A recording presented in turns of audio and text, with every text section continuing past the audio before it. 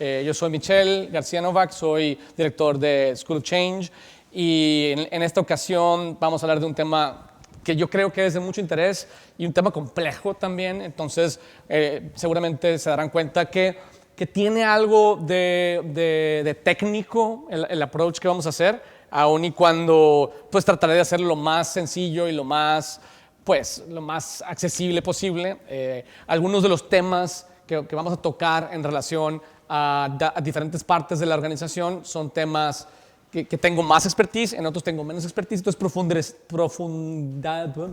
profundizaré más en donde tengo más entendimiento y algunos los tocaré de manera un poquito más superficial. La manera en la que funcionan estos webinars, para si acaso no has tenido oportunidad de conectarte antes, son básicamente webinars en los que duran aproximadamente una hora.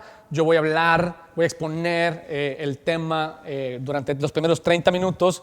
Vale la pena que mientras el tema se está exponiendo, cualquier comentario, duda o pregunta que tengas, la vayas anotando para que al final, en la segunda mitad del webinar, podamos tener una conversación acerca del tema. De hecho, siempre digo, me encantan los webinars porque aun y cuando son de lo más impersonal hasta cierto punto, porque yo estoy hablándole aquí a una cámara, se vuelven también las interacciones en las que tenemos, las conversaciones y las preguntas más interesantes.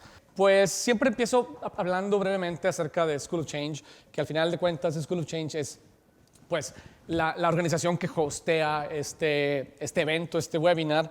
Nosotros desde hace tiempo no teníamos muchas ganas, tanto yo como mis socios Emanuel y Gerardo, y yo creo que toda la gente que de alguna forma participa en School of Change, nos damos cuenta que el mundo de la educación está cambiando, nos damos cuenta que ya no vivimos en un mundo en el que la educación sucede en una parte de tu vida y luego el resto de tu vida te dedicas a trabajar. Más bien estamos en un mundo en el que la educación y el trabajo y la vida en general se están entrelazando como una trenza cada vez más. Creemos que el mundo va tan rápido. Yo creo que es algo de lo que siempre hablamos hasta que cansamos, que se necesita un nuevo modelo de escuela, ¿no? Una escuela de aprendizaje para la vida, que vaya a la velocidad y al ritmo al que se mueven las industrias y la tecnología y las preferencias de la gente, ¿no? A grandes rasgos.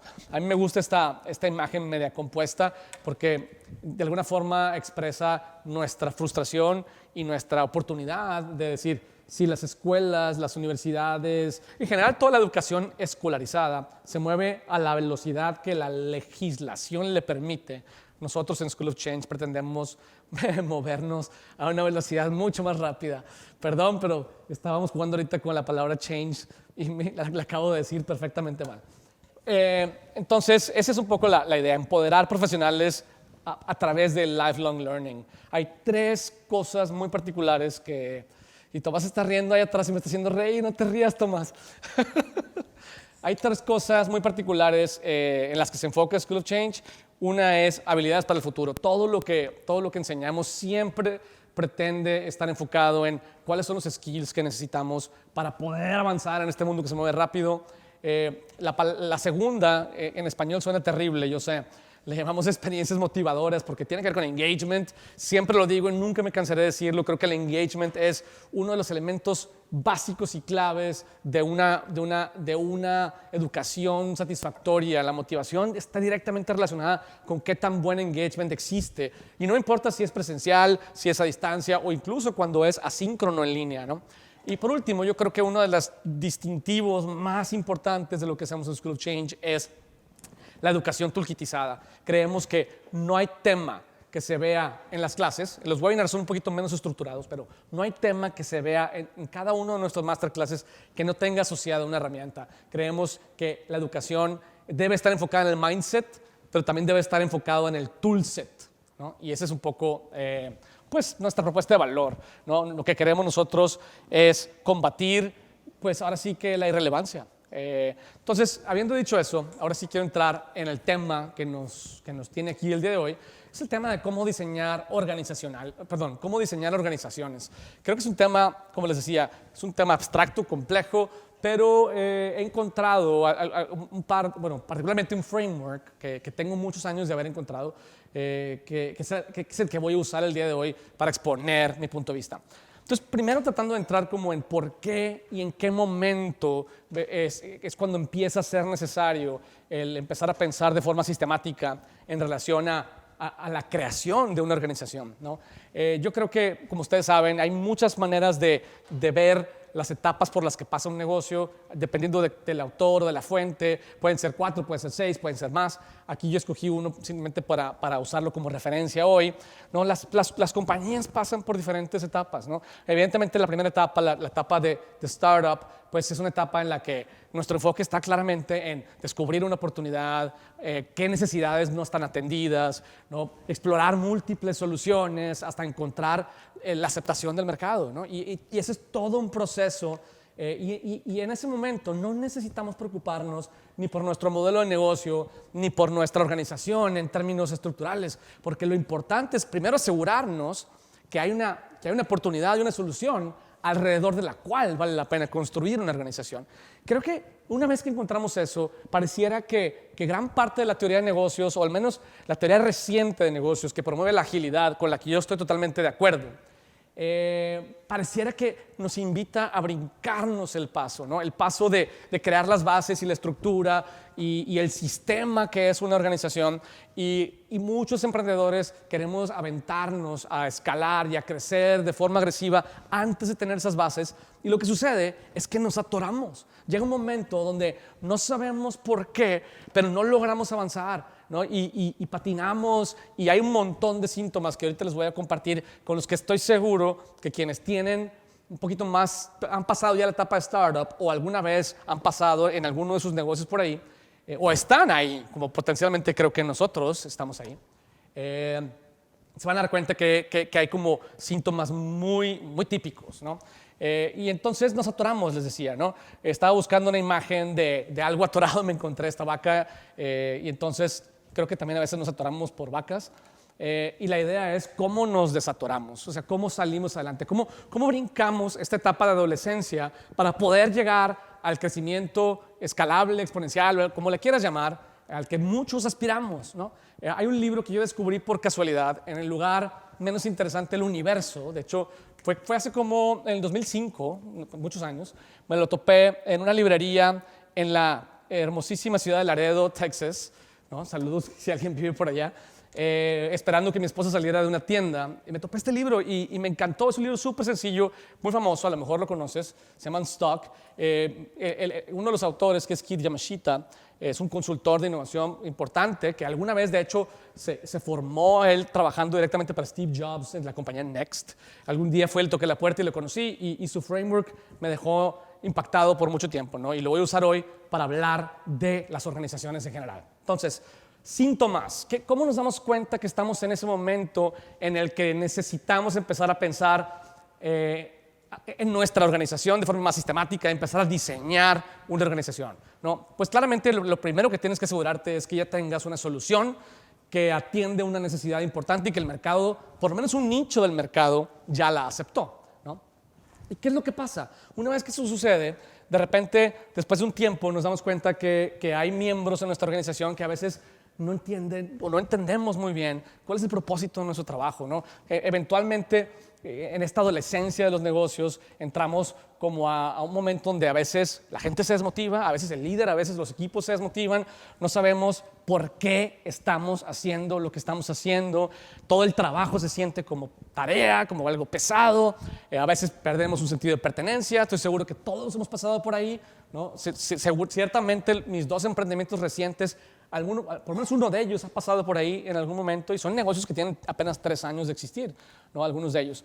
Otro de los síntomas es que eventualmente en el proceso de tratar de construir un negocio alrededor de una solución, nos sentimos desorientados, nos sentimos perdidos, sentimos que hay demasiadas oportunidades, que queremos agarrar todas, nos damos cuenta que no tenemos ni el tiempo ni los recursos para agarrarlas, para tomar todas esas oportunidades, ¿no? Vamos muy rápido a veces a ningún lado, y estamos ocupados pero no somos efectivos. Tenemos un to-do list todos, ¿no? Pero a veces estamos tan enfocados en el to-do list que no vemos el big picture. No alcanzamos a ver el contexto en el que estamos metidos y qué sigue, hacia dónde vamos, cuál es. O sea, queremos crecer y qué significa crecer, ¿no? Ese es otro síntoma típico. Otro muy importante que creo, por ejemplo, particularmente School of Change, que es una organización joven, estamos particularmente ahí. Somos un equipo abrumado, ¿no? Que a veces sentimos que hay demasiadas cosas que hacer y que no tenemos ni el tiempo ni el personal suficiente para lidiar con tantas vertientes que hemos abierto, ¿no? Y eso es algo que le sucede a todos los startups cuando están empezando a convertirse en una organización. Otro síntoma que viene un poquito después, que seguramente lo has vivido en algún momento de tu vida, es este sentimiento de sentirnos desvalorizados o devaluados, ¿no? No sabemos qué significa el éxito, ¿no? Y como no sabemos qué significa exactamente el éxito, pues las expectativas de los diferentes miembros del equipo no están claras, ¿no? Aún y cuando hagamos cosas increíbles, pues a veces no son reconocidas, ¿no? Otro de los síntomas es esta idea de estar desgastados. ¿Cuántas veces no has estado tú en una empresa en la que todo el día te la pasas peleando en reuniones, donde todo el día hay roces, donde hay desacuerdos y donde estamos tan ocupados, pues ahora sí que peleando entre nosotros, que se nos olvida pelear con la competencia, ¿no?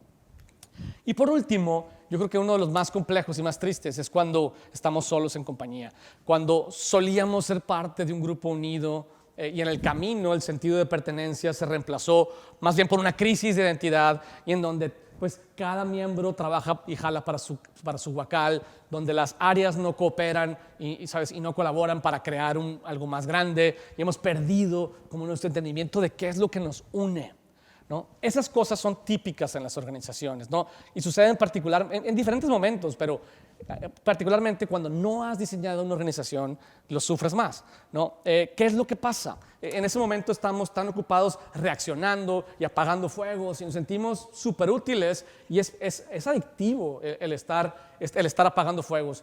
Hay momentos en tu vida, yo por ejemplo que ya soy un poco más grande, ya me canso de estar apagando fuegos, trato de ser un poquito más sistémico. Cuando eres joven, creo que a veces tenemos una tendencia a querer estar apagando el fuego, nos hace sentir vivos, ¿no? Nos sentimos héroes como los bomberos, pero llega un momento donde tenemos que empezar a ir a la raíz de las cosas, ¿no? Entonces, el modelo que yo les quiero presentar hoy, que a lo mejor han visto antes, es un modelo que básicamente parte de la idea de que las organizaciones están compuestas de 6 variables, ¿no? Y voy a abrir cada una de ellas y desmenuzarla.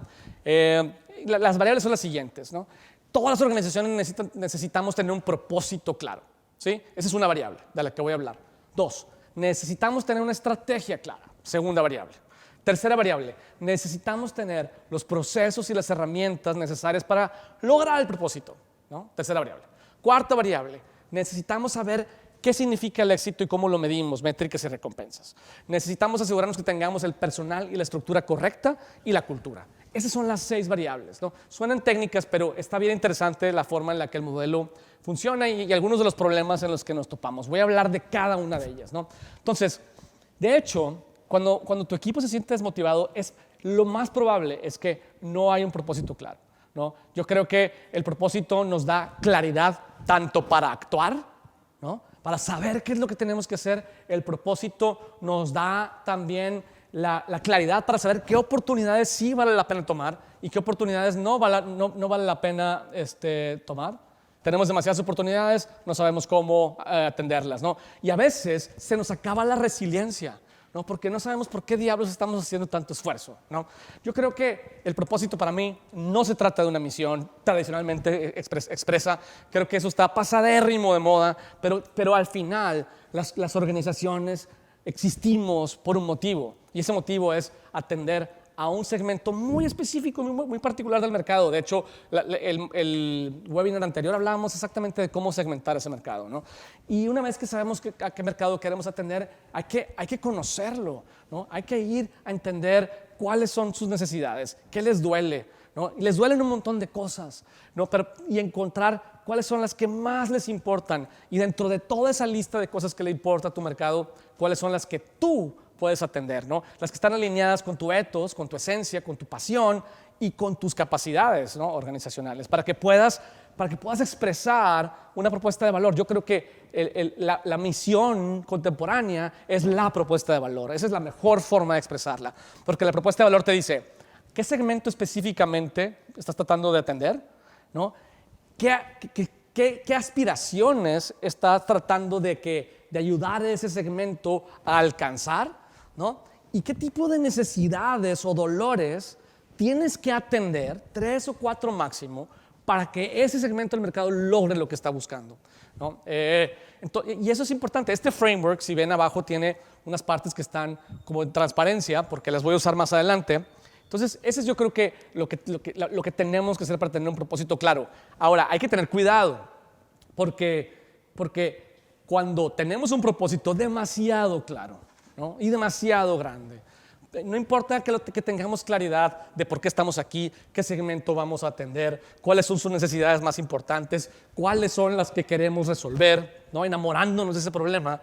Si no logramos nada, si no logramos alinear el resto de las variables a ese propósito. Y eso es algo que es difícil y, en mi opinión, es uno de los pilares de la estrategia de negocio, ¿no? El poder alinear cada una de las variables al cumplimiento de tu propuesta de valor, básicamente. Tu propuesta de valor es tu marca, es tu promesa que le haces al mundo y es tu razón de existir, ¿no? Esa es la primera. Ahora voy a pasar a la segunda. Voy a tomar un poco de agua antes. Entonces, nos sentimos desmotivados porque no tenemos un propósito. La segunda es, nos sentimos a veces perdidos o desorientados porque no tenemos una estrategia clara. Yo creo que es muy común, particularmente en los startups, no tener, a lo mejor los startups a veces tienen el propósito bastante claro, pero a veces la estrategia nos cuesta mucho, y nos cuesta mucho pues porque creo que se ha creado una disciplina alrededor de la estrategia muy compleja y que básicamente requiere una expertise y yo quisiera simplificarla, ¿no? Porque me parece a mí, es uno de los temas que más me gustan y más me interesan. Yo pensaría en tu caso alrededor de la estrategia como, ok, si mi propósito es la propuesta de valores, a quién quiero atender y qué problema tiene, mi estrategia es cómo se lo voy a resolver, qué tipo de producto y qué tipo de servicio le voy a entregar a ese mercado para asegurarme de que atienda ese dolor y que les ayude a llegar a esa aspiración, ¿no? Entonces, es básicamente la forma inteligente de lograr el propósito, ¿no? Y para mí estrategia de producto y servicio. Hay mucho más alrededor de la estrategia, pero para fines prácticos del tema de hoy creo que es suficiente, ¿no? Si ya tenemos esa propuesta de valor ahí arriba, entonces tenemos que empezar a atar los cabos de manera muy, muy apretada y apretar los tornillos, porque decir, si yo me dedico a resolver estos 3 tipos de necesidades o dolores, pues entonces los atributos y los beneficios y las funcionalidades que mi producto o servicio debe ofrecer deben estar que es el tercer renglón, deben estar perfectamente alineadas a esas necesidades. Porque si no, entonces de nada sirve meter una funcionalidad o de nada sirve meter, ¿sabes? A veces metemos bells and whistles de cosas que no son relevantes y que no están perfectamente alineadas cuando claramente, cuando un negocio está empezando, tiene pocos recursos, poco tiempo, poca energía, ¿no? Para irlo bajando y traduciendo, decir, ¿qué es lo que quiero que sienta, ¿no? mi cliente cuando interactúa con mi producto y servicio, ¿no? ¿Qué acciones quiero que tome? ¿Qué pensamientos y qué emociones quiero crear en él? Porque estoy traduciendo lo abstracto de la propuesta de valor a exactamente cómo quiero que mi cliente se sienta. Esa es parte de la estrategia de producto. Otra parte de la estrategia es la estrategia de mercado, ¿no? Si bien yo ya sé qué producto ofrezco y qué funcionalidades tiene, pues esas funcionalidades pueden ser con mayor o menor desempeño que la competencia, y pueden ser más caras o más baratas que la competencia, ¿no? Y aquí se me generan 4 o 5 opciones, ¿no? Una opción típica, yo creo que la que todos queremos por default es, quiero ser el de mayor desempeño y el más caro, ¿no? Todos aspiramos a eso.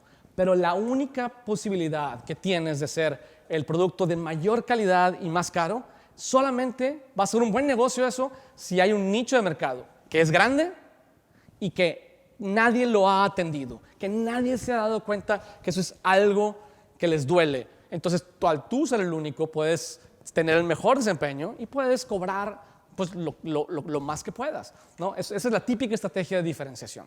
Otra estrategia también común es la estrategia dominante, que de hecho no sé si mi ventana se alcanza a ver también ahí, o nada más se ve mi presentación. Se ve tu ventana y tu presentación. Entonces la ventana estorba.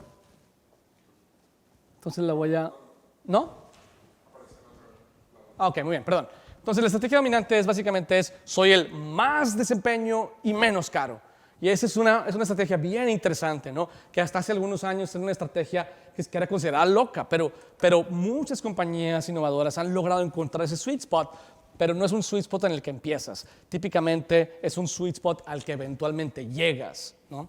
Y eso te ayuda a atender mercados que están mal atendidos o incluso algunos mercados que están sobreatendidos, ¿no? Otra estrategia interesante que es la de menos caro y menos desempeño, yo creo que es la que nos toca a muchos de los emprendedores. Yo voy a escoger nada más pocas funcionalidades, no voy a hacer el que tenga mayor desempeño en general y voy a hacer lo más accesible posible, porque si estoy haciendo innovación, necesito tener pocas barreras y poca fricción para que mis clientes me adopten, ¿no? Que esa es la estrategia disruptiva. Y luego está la oportuna, que esta es la que todos odiamos, ¿no? Es el producto más caro y más chafo.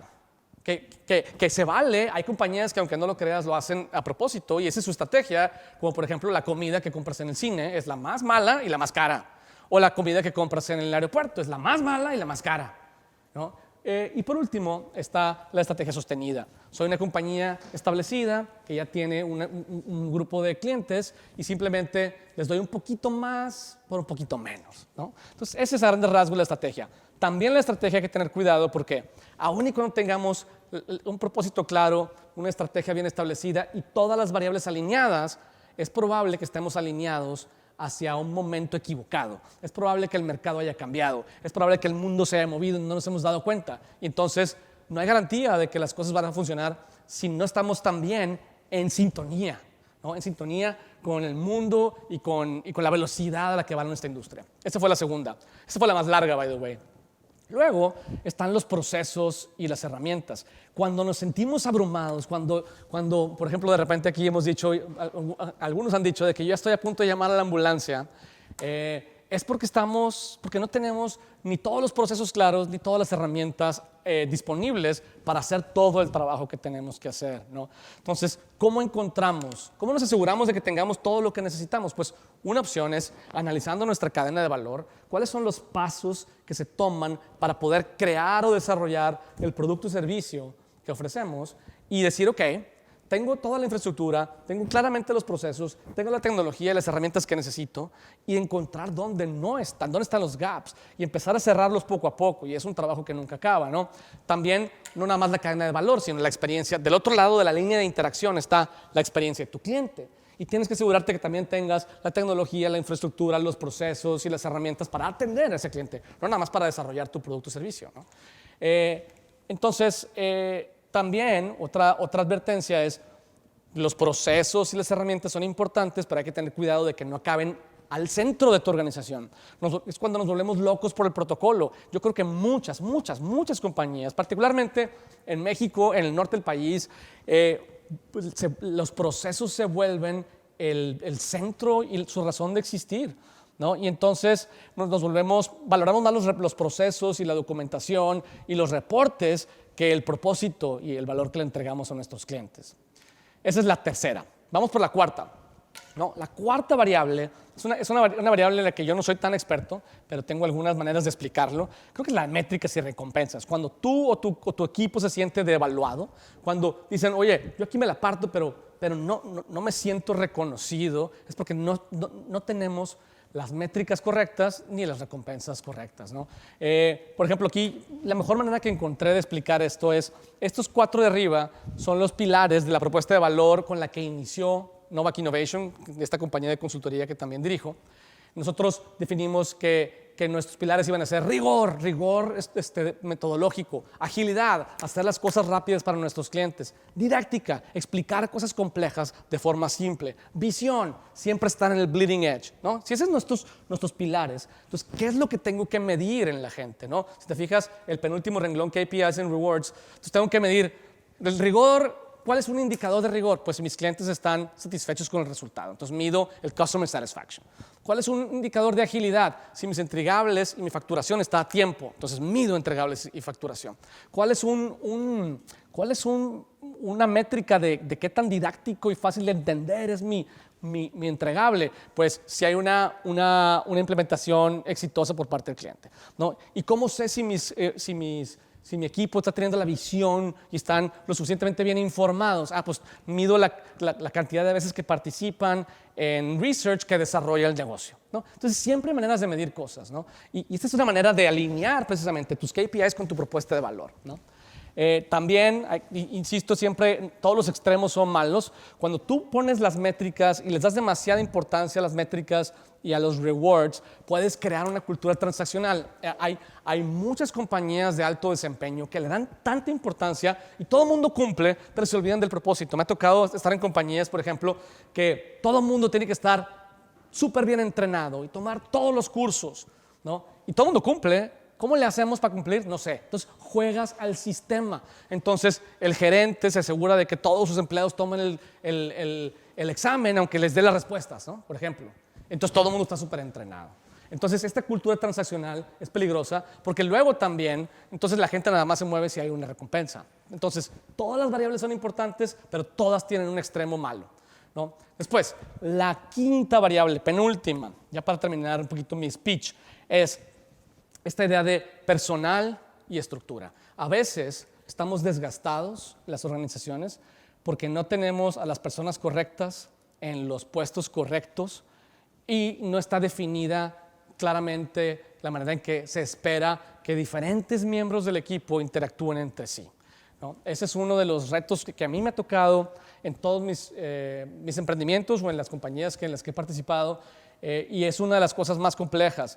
Porque nos la pasamos discutiendo, porque a veces nos la pasamos tratando de forzar a que una persona que no tiene el perfil para estar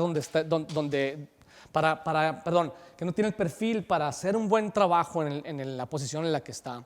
Y a veces es meramente falta de tiempo para entender qué perfil debe tener y qué habilidades necesitan tener, ¿no? Parte del problema, ¿no?, que nos detiene en relación al personal es a veces qué tan ágiles son nuestros equipos, ¿no? Entonces, ¿dónde ponemos la línea de colaboración entre los directivos y los operativos, ¿no? Entonces, entre más arriba esté la línea, ¿no?, entre más autonomía tenga tu equipo, pues más agilidad tiene, menos supervisión requiere. Evidentemente, un perfil más alto empiezas a necesitar, y entre más abajo, que es lo típico que hacemos, ¿no?, queremos supervisión diaria, le damos poca autonomía, poco agency a nuestros equipos, pues son más lentos, requieren de mayor autonomía, mayor supervisión, casi requieren que les movamos la mano, ¿no? Entonces, hay una manera de diseñar un poco cómo quieres que interactúe tu equipo, ¿no? ¿Cuál es su misión? Aquí sí su misión quiere decir como quest, ¿no? Por ejemplo, el equipo de ventas, pues vender X cantidad de millones de pesos al mes. Entonces, ¿cuáles son los objetivos o las métricas? Pues desde la creación de contenido hasta las ventas, ¿no? Post por red, número de followers por red, número de invitados, asistentes a los workshops que hacemos, ¿no? Número de citas para diagnósticos versus diagnósticos realizados, número de propuestas de trabajo versus proyectos cerrados, ¿no? ¿Y en qué proyectos participan? Pues en la creación de contenido, en workshops promocionales, en sesiones de diagnóstico y en la creación de las cotizaciones, ¿no? Ahora, ¿qué roles hay? Pues tengo el Content Strategist, el Experience Marketing Strategist, el Framing Strategist y el Closer. ¿Y cómo les doy autonomía? Pues, por ejemplo, a mi Content Strategist le digo, hey, quantity and quality, las dos son importantes, no puedes sacrificar una por la otra. Entonces, les empiezas a dar, digamos, rules of thumb para tomar decisiones. O le puedo decir al de Experience Marketing lo mismo, quantity of people and quality of people, las dos son importantes. De nada me sirve tener a mí a 3 CEOs sentados en mi evento y los más picudos si piensan que mi evento fue un fracaso. Tiene que haber buenos CEOs y tiene que ser eventos llenos, ¿no? Otro tipo de decision making, rule of thumb, por ejemplo, a la gente que hace los diagnósticos, le digo, el perfil del cliente es más importante que la cantidad de gente que hace los diagnósticos. ¿Por qué? Porque ahí sí lo que quiero es tener perfiles a los que sí les voy a poder vender un proyecto, ¿no? En el caso del closer, yo le digo, el willingness to pay, de lo que está dispuesto a pagar un cliente, es más importante que el request for proposal. O sea, no le des al cliente lo que te pide, dale lo que crees que puede pagar, ¿no? Entonces, por ejemplo, les empiezas a dar cierta autonomía de esa forma. También a veces los problemas de interacción entre la gente tienen que ver con cómo está estructurada la organización. Típicamente la innovación y la creatividad y la creación de valor necesita una estructura y una cultura distinta que la estructura de la operación, ¿no? Igual, todo llevado al extremo es malo, esta variable, si pones a las personas al centro de tu organización, pues creo que hay compañías en algunas industrias que lo logran, pero tienes el riesgo de acabar en un club social, ¿no? en donde acabas haciendo un trabajo mediocre muchas veces, ¿no? En donde somos all heart y no action.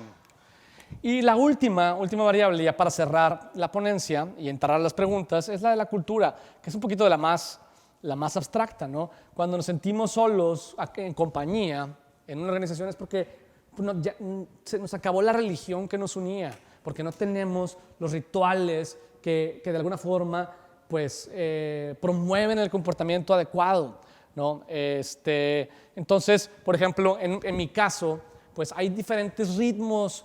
¿Qué tipo de cultura quiero crear? En todas las organizaciones que hacemos proyectos, en el caso de Novak Innovation, la duración de un proyecto típica es 4 meses. Entonces, este es el típico ritmo, ¿no? Naturalmente, si no haces nada, esto es lo que pasa, ¿no? Al inicio de los trabajos, los equipos trabajan menos y luego, conforme se va acercando la entrega, los equipos le van subiendo la intensidad y al final se acaban quemando, ¿no? En el último mes, con tal de entregar a tiempo. Cuando en realidad nosotros creamos rituales como las juntas de Scrum diarias y entre otros rituales que no quiero aquí aburrirlos, que promueven este tipo de comportamiento, donde decimos, entendemos que los lunes estás empezando despacio, queremos que martes, miércoles y jueves la intensidad suba y entendemos que los viernes necesitas empezar a hacer decompression, ¿no? Para luego entrar a la siguiente semana y tener una disciplina que no te quema y que te permite moverte de manera más ágil, pero tienes que crear y reafirmar cierto tipo de comportamientos para lograrlo. Y si pierdes la vista y pones la cultura al centro, que es muy, muy común, particularmente en los NGOs y en muchos startups, ¿no? Los social entrepreneurships, el problema es que puedes acabar con un culto, ¿no? en donde nos emborrachamos del Kool-Aid a tal grado que perdemos de vista el cambio, ¿no? Y perdemos de vista nuestro propósito. Entonces, esas son las 6 variables, ¿no? que componen una organización. Esas son la mejor forma que tuve de tratar de explicar cómo funciona. Lo importante es que tienen que estar en balance y tienen que estar todas apuntando hacia el propósito. El propósito no debe ser abstracto, debe ser qué segmento de clientes atiendes, qué aspiraciones tienen y qué dolores o expectativas, 3 o 4, le estás apostando estratégicamente a resolver. Y ese es básicamente mi punto de vista de cómo empezar a diseñar una organización. Me encantaría entrar a algunas preguntas y respuestas. Voy a dejar de compartir. No, entonces, muy bien. Por aquí ya hay algunas preguntas. Voy a empezar a leerlas. Voy a tomar un poco de agua. Entonces, también hay unos en el chat, ahorita también lo abro. Entonces, Diego Lozano dice, la estrategia de diferenciación es un nicho de mercado grande y sin atender o un nicho pequeño y sin atender. Pues yo creo que definitivamente es un nicho sin atender. Qué tan grande o qué tan pequeño depende de tu ambición de mercado. Tiene que ser lo suficientemente grande si el ticket promedio de la industria no es muy alto, ¿no? O puede ser un nicho pequeño si es un ticket grande, ¿no? Por ejemplo, la diferencia entre la comida y la consultoría. La consultoría pues tienden a ser tickets más grandes y son nichos más chiquitos y tú puedes en la comida hacer una estrategia de diferenciación, pero pues por más alto que sea tu ticket, pues nunca va a ser como el de un carro o como el de una consultoría. Creo que es medio relativo el tema del precio, es una buena pregunta, pero creo que lo más importante es que sea diferente, o sea, que sea no atendido, porque si ya está atendido no vas a poder cobrar un premium, ¿no? Esa sería mi primera respuesta. Luego, hay un montón de preguntas y a veces me disculpo porque no podemos atenderlas todas. Roberto Farías dice, ¿en qué curso se ve este tema más a fondo? Turum Paz, en el que estamos a punto de lanzar el año que entra, ¿no? Estamos creando un programa que se llama, es un Business Design Journey y que precisamente va a ayudar a personas que están creando una compañía nueva a hacerlo desde el entendimiento de quiénes son, cuáles son sus aspiraciones, para poder escoger la oportunidad correcta, desarrollar la propuesta de valor y luego desarrollar una organización de forma ágil. Ese es algo que estamos trabajando. Digamos, nuestro departamento de R&D, que son 2 personas, y que están prestadas en Novak, nos las prestan por meses. Está trabajando en eso y estamos bien entusiasmados porque esperamos lanzarlo, si no en el primer quarter, en el segundo quarter del año que entra.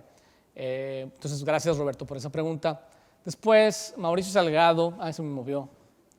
Sí, aparte estoy medio ciego. ¿Qué recomendarías para hacer para crear un buen diseño organizacional cuando creces en 2 meses de 15 a 35 colaboradores? Pues sí, claro, es un reto. Yo creo que, por ejemplo, desde un inicio, si bien esto empieza a doler cuando empieza el crecimiento sostenido, no tanto duele en el startup, creo que desde el inicio del startup vale la pena empezar a esbozar todas estas variables. Yo lo que hago es, por ejemplo, estos slides que les mostré, el que venían los pilares de Novak y algunas de las cosas de estas variables, lo empecé a esbozar desde el inicio. Y lo que hago es, hago una presentación por capítulos y digo, propósito, estrategia, ¿sabes? Procesos, y empiezo a esbozar de forma esquemática, ¿no? todo cómo quiero que funcione la organización. Para que el día que pasas de 15 a 35 colaboradores, pues tengas por lo menos una noción más o menos clara de cómo funciona esta organización. Si no lo tienes, pues evidentemente es un poco más doloroso. Ahora, crecer siempre duele, ¿no? Nosotros también nos pasó que de repente pasamos de ser unos cuantos a ser un poco más, muy similar a lo que tú estás describiendo. Y aunque teníamos algunas bases, pues fue retador, ¿no? Después, otra pregunta de Adair López dice, en resumen, ¿se puede entender que la propuesta de valor es el core de una organización? En mi opinión, sí. Exactamente, es el corazón. Todo tiene que estar alineado ahí. ¿Qué voy a medir? La entrega de mi propuesta de valor. ¿Qué perfil de personas necesita? Las que se alineen con mi propuesta de valor. ¿Qué cultura voy a crear? La que me ayude a lograr mi propuesta de valor. ¿Qué producto o servicio voy a ofrecer? El que esté alineado con el problema que mi propuesta de valor quiere resolver. Exactamente, Aldair. Después tengo que conocer la nariz, I'm sorry. Tengo a Alejandro Zárate que dice, ¿qué tipo de impacto tienen en la cultura organizacional el contratar? Qué buena pregunta. First principle thinkers versus process thinkers. Yo sé de dónde viene esa pregunta, porque esa pregunta viene de la teoría de Reed Hastings de Netflix. Yo creo en los first principle thinkers. Yo creo que todos estos processes tienen que son una guía para trabajar. Yo creo que como bien dice esa teoría, si diseñas para dummies, you will get dummies in the organization, ¿no? You don't want that. Entonces, hay una delgada línea entre no te puedes pasar de darle demasiado peso a todo esto. Deben ser definitivamente guías, ¿no? Y por eso a mí me gusta a nivel, no manual, a nivel de una presentación a la que le estás moviendo todo el tiempo conforme vas aprendiendo, que te ayuda a compartir con la gente más o menos cuáles son los principios que guían cada una de estas variables. Entonces es una súper buena, Alejandro. Luego tengo, se me movió, Lorena Topete dice, ¿qué estrategias recomiendas para la medición de servicios? Pues yo creo que, digamos que, por ejemplo, te estaba describiendo algunas, consultoría de Novak Innovation, al final es un servicio súper abstracto. Yo diría, pues, ¿cuál es tu propuesta de valor? ¿Cuáles son tus pilares? Y trata de encontrar, y la verdad es que hay que ser creativo para medir. Digamos, la gente que es muy purista en relación a las métricas batalla, porque básicamente tú tienes que apostarle a un indicador. Y si estás en un restaurante y uno de tus pilares es, por ejemplo, la sorpresa, ¿no? Entonces, ¿cómo puedo medir? Estoy pensando en voz alta, by the way. ¿Cómo puedo medir qué tanto sorprendí a mi cliente? Y claro, le puedo poner una encuesta al final, pero eso no está chido, ¿no? Entonces, a lo mejor, pues puedo ver si la conversación es acerca de la comida en lugar de que la comida esté en el background. Pues entonces puedo tener meseros, pues es una tontería, pero decir, la gente está hablando de la comida en lugar de que la gente esté hablando de la lluvia, ¿no? O del frío que hace allá afuera. Y te pones creativo y eventualmente vas a encontrar una manera sistemática de hacerlo. A lo mejor al principio no es tan escalable, pero yo creo en que es mejor medir cosas abstractas y cualitativas y difíciles que no medir nada, ¿no? Entonces, esa sería mi recomendación. Luego, Anonymous Attendee, muy bien. Las estrategias de mercado están alineadas al framework de Jobs to be Done. Yes, exactamente. De hecho, es un framework de Anthony Ulrich del libro de Jobs to be Done. Exactamente. Después dice Anonymous Attendee, hola, gracias por el contenido. Si apenas estamos en búsqueda de un modelo de negocio óptimo, una propuesta de valor, ¿crees que es prudente diseñar la organización? Yo creo que es prudente irla esbozando, como decía hace rato. Yo pienso que no vale la pena clavarte mucho hasta que no tengas claridad de que tienes un producto o servicio y que el mercado lo acepta. Porque si no, estás creando una potencial organización alrededor de un producto o servicio que no sabes si va a funcionar. Y en el momento que necesites pivotear, pues entonces todo este diseño ya no te sirve. Sí creo que es una reflexión disciplinada que vale la pena tener, ¿no? A nivel principled, como decíamos ahorita, no a nivel de manuales que son inamovibles y que luego se guardan en un cajón, ¿verdad? Roberto Farías dice, súper bien, felicidades, ¿tendrá tema de pricing? Bueno, el modelo de Ulrich, el que mencionaba de estrategia de mercado, habla un poquito de qué tan caro, qué tan barato. Digamos, no traigo aquí un tema de pricing en particular. Yo creo que el pricing, yo no conozco teorías que necesariamente funcionen. En el tema de pricing creo que es un tema, por ejemplo, puedes usar behavioral economics para entender cómo la gente toma decisiones y eso te puede ayudar un poquito a establecer tu estrategia de pricing, pero creo que no hay más que la experimentación. O sea, que el poder hacer una apuesta, una hipótesis, hacer algunos experimentos y ver si la gente está dispuesta a pagar por ellos y el mercado te va diciendo, ¿no? Y antes de tirarte a lo grande, entonces ya cuando lograste entender que hay condiciones y segmentos y momentos en los que la gente está dispuesta a pagar tanto por un producto, entonces, ¿cómo replicas esas condiciones para escalarlas, ¿no? Esa sería mi respuesta. Después, Rodrigo Parra dice, parte de tener una organización en una etapa de startup, considero es importante generar un sentido de identidad, definitivamente, con los integrantes de tu equipo de trabajo. ¿Qué puede hacer un director cuando el startup pasa por un momento difícil y el equipo de trabajo se desmotiva? También el equipo propone y el director no parece tomar acción. Me parece que tú eres parte del equipo, por lo visto. Aunque yo he sido ese director. Creo que es un tema de propósito. Creo que como director a veces también es difícil. A mí me toca a veces invitar personas a una reunión para que aporten y luego estoy criticando las aportaciones que hacen porque no hacen sentido con mi idea, ¿no?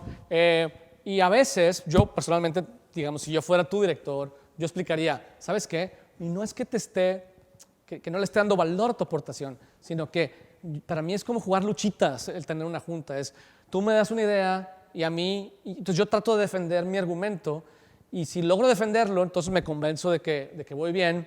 Pero si no logro defenderlo y tu idea me lo craquea un poquito, entonces digo, hay algo ahí. Y entonces construyo sobre tu idea, pero creo que a veces no siempre...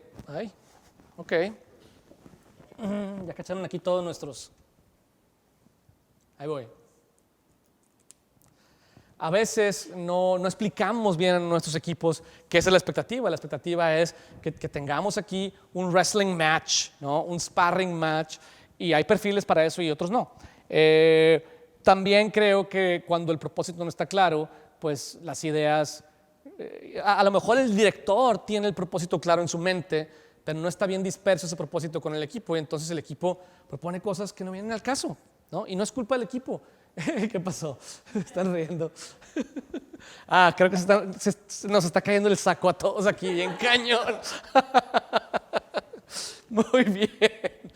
¿Qué estrategia corporativa para la toma de decisiones recomiendas cuando los directivos de la empresa son familiares y el negocio comienza a crecer de manera exponencial? Wow. Yo creo que las empresas familiares son todo un reto. Yo estuve en una, todavía soy socio en una, en la que decidí dejar de operar precisamente porque la dinámica familiar es un reto importante. Yo creo que, pues sí, o sea, las empresas familiares son parte de la economía mexicana y de muchos países. Yo creo que ahí sí tienes que ser un poco más institucional, ¿no? Hay un sentido de entitlement de los familiares que es muy natural, que a veces se convierte en una lucha de egos,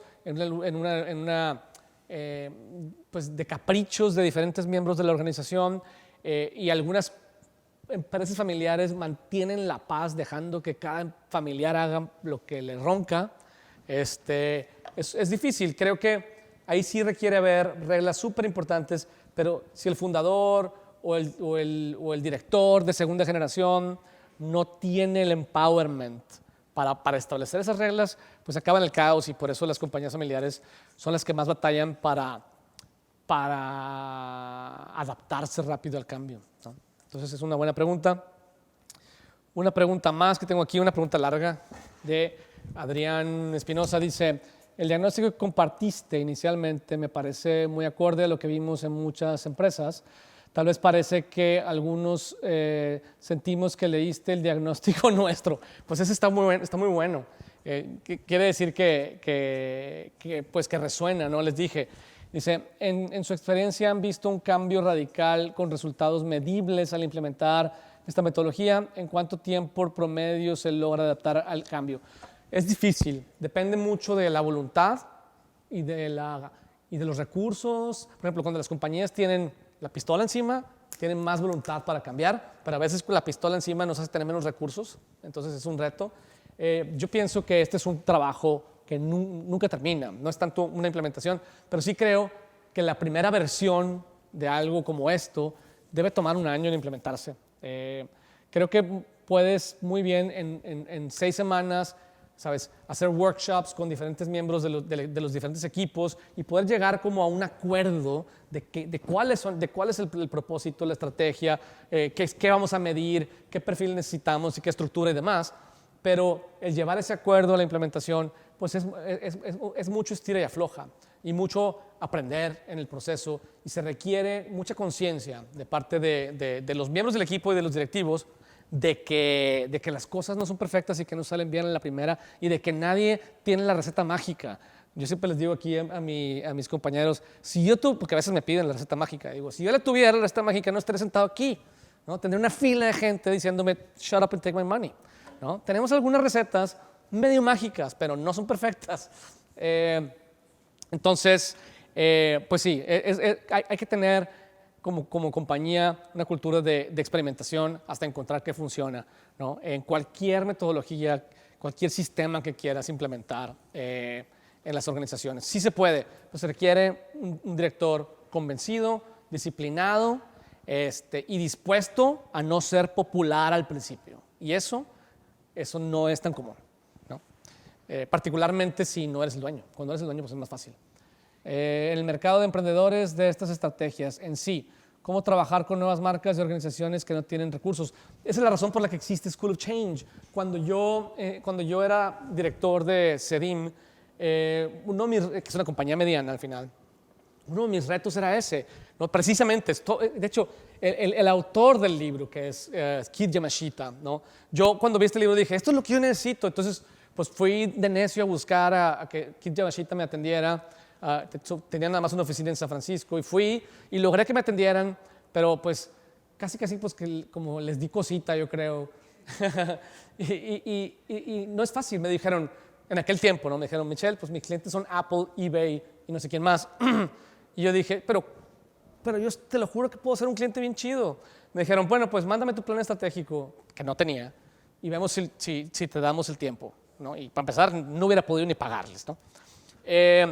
Esta es la razón por la que tenemos no nada más a Novak Innovation, sino School of Change, porque School of Change pretende ser este lugar en donde podemos empoderar a los individuos, a los startups y a los emprendedores, porque esa metodología que si bien en Novak la entregamos vía consultoría, aquí la entregamos vía educación y empowerment, ¿no? Y esa es un poco la razón de ser, ¿no? Entonces, buena pregunta.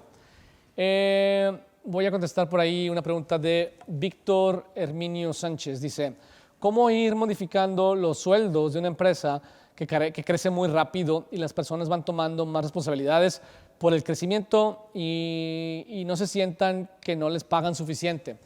Pues es un reto porque yo creo que no porque la empresa crece quiere decir que la gente que trabaja ahí vale más. Entonces, creo que conforme las personas crecen, los directores necesitamos entender quién tiene el perfil para ir al siguiente nivel y quién no. Y hay decisiones duras que se tienen que tomar, sin duda. Hay personas que dices, ok, es un Rising Stars, vale la pena subirlos, pagarles más y demás. Y hay gente que desafortunadamente no podemos subirla, no podemos pagarle más. Eso genera cierta inconformidad, al menos temporal. Y pues yo creo que la ley de la evolución y la adaptabilidad takes care of the rest, ¿no? Entonces me encantaría que hubiera una respuesta perfecta, pero creo que es parte de las razones por las que los directores generalmente tienen un perfil menos sensor, ¿no? Donde a veces dicen entre más subes en la escalera organizacional, más te topas con el psicópata, ¿no? O el psychopath, ¿no? O el sociopath, porque requiere que tengas menos empatía, ¿no? Y algunas personas, de hecho, como directores, no logramos crecer a lo mejor en una organización porque te gana la empatía, ¿no? Entonces, esa es una gran pregunta. Y para contestar una última, voy a contestar. Víctor Hernández hizo un chorro de preguntas. Daniela Servín de la Mora dice, necesito conseguir más clientes, pero no sé nada de marketing. ¿Cuál podrá ser un buen consejo para llegar a más personas? De hecho, yo estoy pensando en crear un curso al respecto. Y de hecho, el curso que queremos lanzar, el último módulo, pues consiste en eso. Nosotros hemos venido desarrollando un método que, si bien ha sido retador crear e implementar, ha venido arrojando interesantes resultados. Si yo te tuviera que dar, te voy a dar un consejo que creo que esperas y que ya conoces y que no te va a sorprender. Yo creo que si hay algo que tengas que hacer, que puedas hacer rápido y que puedas hacer barato, es crear contenido. Creo que el crear contenido relevante, que no es fácil, es la manera más rápida y barata de llegar a más gente y de que más gente se interese en tu producto. Tú sabes, no debe ser alrededor del producto, debe ser alrededor del problema, ¿no? Y debes de entregar valor, no nada más promoverte. Yo creo que ese es el inicio, ¿no? Y una vez que tengas una comunidad más o menos grande, vas a encontrar estrategias, si tomas el curso, ¿no es cierto? Vas a encontrar estrategias de cómo irlos bajando y creando una relación con ellos hasta que los conviertes en tus clientes. Yo creo que hay un modelo de cómo es un modelo de cómo se dejan las adicciones, pero está usado para la adopción de cosas nuevas. Se llama el modelo transteórico de cambio. Igual si lo lees un poco te puede servir de referencia para entender cómo puedes pasar de conocer a un cliente y cómo crear una relación con él hasta que lo conviertas en tu cliente, ¿no? Y ya para 5 minutos me quedan, voy a leer una pregunta de Carlos Saldaña. Puedes volver a mencionar el autor. Se llama Keith Yamashita. La compañía se llama Stone, como piedra, Stone Yamashita Partners. Son muy buenos, asumo. Tienen una oficina muy bonita cuando me recibieron. Me inspiró muchísimo. Es uno de mis héroes de closet porque no es tan famoso y hacen súper buen diseño. Son súper picudos. Keith Yamashita. Seguramente lo vas a contactar, ya te vi. También me sigues contratando a mí. No te vayas nomás con Keith Yamashita. Oye, y por último, Víctor Herminio Sánchez. ¿Cuáles son las personas indispensables para formar parte de un equipo de innovación? Ok, esa pregunta no es parte del tema, pero sí me parece importante resolverla. Creo que en mi experiencia hay 3, ¿no? 3 perfiles importantes. Uno, creo que debe ser el perfil como del estratega, que es alguien que tiene que entender de design thinking, de jobs to be done, de foresight, etc. Creo que ese perfil es importante. Luego, hay un perfil de investigador, researcher. El estratega, si bien puede ser un diseñador que aprendió de negocios o puede ser una persona de negocios, de marketing, un MBA que aprendió de Design Thinking, está bien. Los researchers son muy importantes. Típicamente la gente busca antropólogos y etnógrafos que no hay en México y yo no creo tanto en ese perfil. ¿Sabes qué me encantan? Los periodistas. Los periodistas son excelentes researchers, hacen excelente investigación de campo, saben leer, son cultos, saben sintetizar, saben entrevistar gente, saben comunicar, son excelentes researchers. Y están en una industria que está en problemada, entonces no es tan complejo contratarlos o que se vengan contigo. Y el tercero es un designer, typical, dependiendo, puede ser un industrial designer, graphic designer, dependiendo de qué estés haciendo. Para mí son esos tres, un strategist, un researcher y un designer. Y muy bien, pues con eso nos vamos. Qué buenas preguntas, me encanta siempre, me la paso muy bien siempre en estos webinars. Siempre antes de empezar digo, híjole, es tarde y ojalá que se conecte gente y estamos aquí todo el equipo cansados. Yo le agradezco no nada más a ustedes que se conectan, sino siempre le agradezco a Tomás y a Jorge y a Arturo y evidentemente a Valentina, ¿no? Que aquí me ayudan a hacer todo el setup y a todo el equipo, ¿no? De admisiones de School of Change que nos ayuda a promocionar este evento que cada vez tiene más asistencias. Me encanta. Gracias por estar por aquí. Gracias por poner su atención y su energía y por sus preguntas. Nos vemos en 15 días en el siguiente webinar. Ya anunciaremos cuál es el tema. La semana que entra tenemos, para la gente que vive en Monterrey, tenemos otra vez Toolkit Nights. En esta ocasión va a ser de Persuasion. ¿Vale? Nos vamos a brincar Persuasion porque yo voy a estar en Miami. Entonces va a haber un Toolkit Nights de Futures. Para los que estén interesados en el futuro y vivan en Monterrey, pueden participar y se registren. Va a estar anunciado el registro en la página de Instagram de School of Change a partir de mañana, yo supongo. Gracias a todos, que tengan súper buenas noches y cenen rico, descansen. Nos vemos pronto. Chao.